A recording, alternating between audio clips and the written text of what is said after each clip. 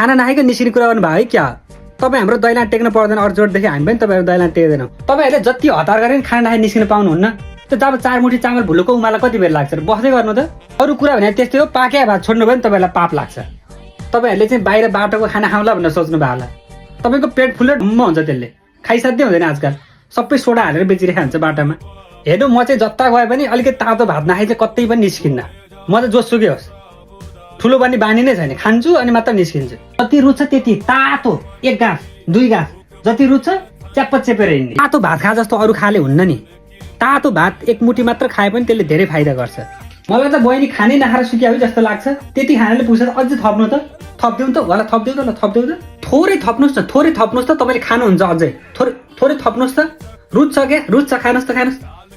कहाँ एकचोटि थपे खानाले हुन्छ त? 2 चोटि नथपेको त हुँदैन नि। 2 चोटि त थप्नै पर्छ।